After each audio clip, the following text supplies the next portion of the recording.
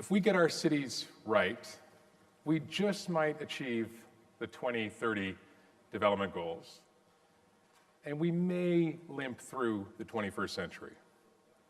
If we get our cities wrong, we're doomed. Now, cities are dual-edged. On the one side, cities are probably our greatest triumph when it comes to political, economic, and social engineering. If you live in a city, and even if you live in a slum, or a favela, or a shanty town, and 20% of the world's urban population does, you're gonna live longer, you're gonna be healthier, wealthier, and better educated than your rural counterparts. There's a reason why millions of people are moving to cities every single week. But cities have a dark side. Cities generate more than 75% of the world's carbon emissions and consume as much in terms of energy resources. Millions of people die as a result of violence, pollution, and road traffic injuries in cities every single year. But in spite of these incredible opportunities and dilemmas that our cities face, we know surprisingly little about them. With the exception of a couple of hundred global cities, we don't know what's happening in the vast majority of the world's cities of the global south, especially in Africa and Asia, where 90% of all future urban population growth is going to take place in the next 20 to 30 years. Why? Well, part of the problem is that we're still trapped in seeing the world through the lens of nation states. We're still caught in a 17th century paradigm of parochial national sovereignty. Our global affairs are still mediated by national diplomats operating in the national interest. There's just one problem. It's that nation states themselves are in decline. This 400-year-old experiment of nation states is coming to a close. Nation states aren't down, they're not out, but they're getting there.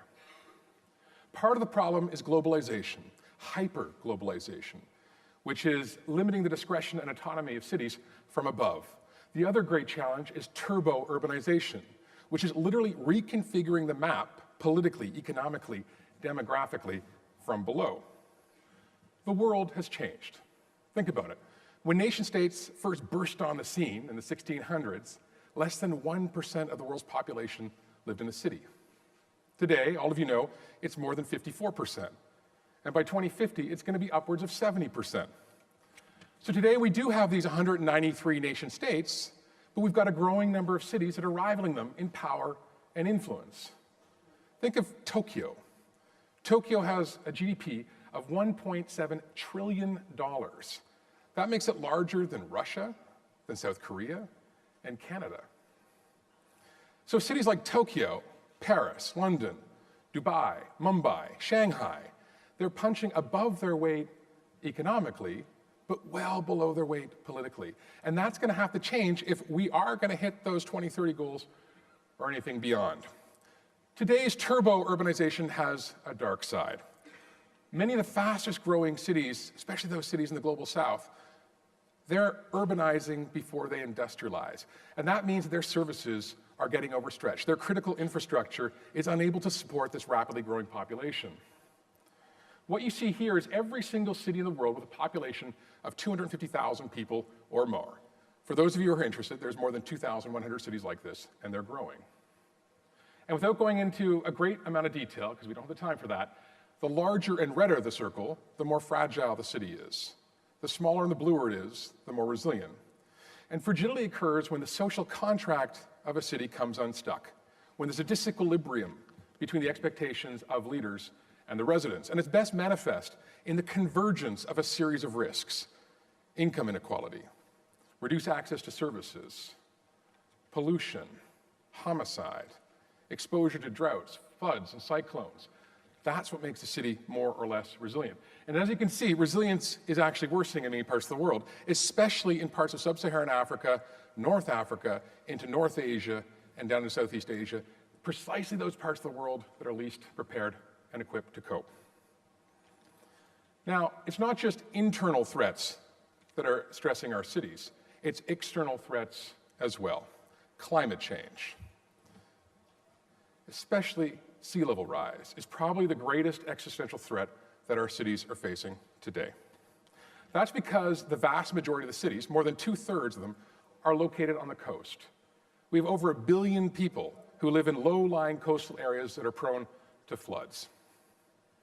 Major cities like Shanghai, like Dhaka, like Karachi, like Hong Kong, they're going to be hit first in a whole frontal assault. They're literally going underwater. And it's not just cities across Asia, or even across Europe, or even into the South Pacific, and they will be affected, but it's also cities across the Americas. Miami is a perfect example. You see, Miami is built on a swamp, on porous limestone. And what we're already seeing, and those of you who follow the news know, it's been hit repeatedly by rising sea levels and storm surges. Miami is going under. Now, there is a small irony in all of this, which may not be lost on some of you, which is Mar-a-Lago, the winter White House, might be the first to go. But it is a serious risk, and it's across the Gulf. And this is really just a dress rehearsal, a warm-up for what's to come. One of the key drivers of sea level rise is carbon emissions. What you see right now is a map that shows all the fires at night over a 3-year period. These are both human-induced and naturally occurring flares. Now, this is generating enormous amounts of carbon. And you can see a series of trends. Above and below the equator in sub-Saharan Africa and Southeast Asia, what you'll see is blooms emerging. And that's mostly as a result of slash and burn agriculture. This isn't so much a problem by cities, but a problem for cities. Just last week, New Delhi was literally shut down as a result of smog generated from fires in the rural countryside. Hundreds of schools were closed. There was road chaos on the streets. And it's not just Delhi. Cities across China, parts of South Asia, are having experiences that are reminiscent of those of the industrial age 100 years ago in Western Europe. And it's not just forest fires. You can also see carbon being emitted from steel plants in Tianjin, all the way to gas flares into the United States. This is the equivalent of millions and millions of cars on the road. It's easy to forget, though, in all of this, that cities are profoundly connected to their rural hinterland. I want to take you to the Amazon. And I'm going to take you to the northern state of Rhodesia, which is a couple of thousand kilometers away from where I live in Rio. Now, what you're going to see here is 30 years of satellite imagery that show land being cleared for soy, for sugar, but most of all for pasture, for cattle. This is, of course, being driven by demand for beef, as those of you who know Brazil, in places like Rio and Sao Paulo. But more importantly, it's being driven by insatiable demand for meat in emerging markets, especially in China and across Asia and into Western Europe and elsewhere. Now, this has devastating implications, not just for our world, but specifically for our cities. It's generating carbon, of course, by reducing the amount of coverage, but it's also reducing the capacity of forests to capture more carbon. More than that, it's leading to potentially irreversible tipping points because it's reducing transpiration and cloud cover and rainfall, while at the same time diminishing our groundwater supplies. Right now, some of the largest cities in Brazil are facing really serious water shortages. We're down to 10, 12% of water reserves in some of the biggest cities. 850 cities across Brazil are facing chronic water shortages, and this in a country with 20% of the known water reserves. So here's my punchline. Cities can and must be part of the solution. The good news is that cities already are stepping up. What we're seeing right now are cities pooling their resources and working in global alliances to tackle some of the biggest global challenges of our time, from climate change all the way through to migration. We're also seeing a new politics of empowered cities emerging, where cities are exerting their urban sovereignty as nation-states default on their national sovereignty. Cities are already implementing international standards. They're applying and moving beyond existing national standards. They're stepping up when nation-states are stepping down. We'll talk about solutions in the second part. Thanks. Robert, just a quick question. Can you give us an example about a model city which is ready for this rate of urbanization?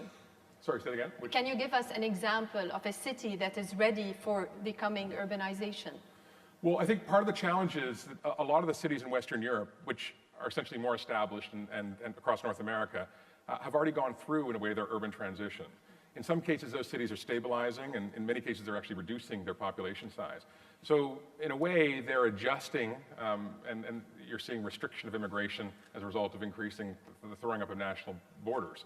The problem is the vast majority of cities in the Global South, they're not ready for this coming urbanization. There are very few who are able to adjust and expand to deal with this coming onslaught. So, I think there are cities in the Middle East that are seeking to build smarter technologies and build greater infrastructure. And there's an example of Neom right now, for example, which is seeking to get ahead of the curve in some ways, to build, a super city in a way to adjust for this growing population demands.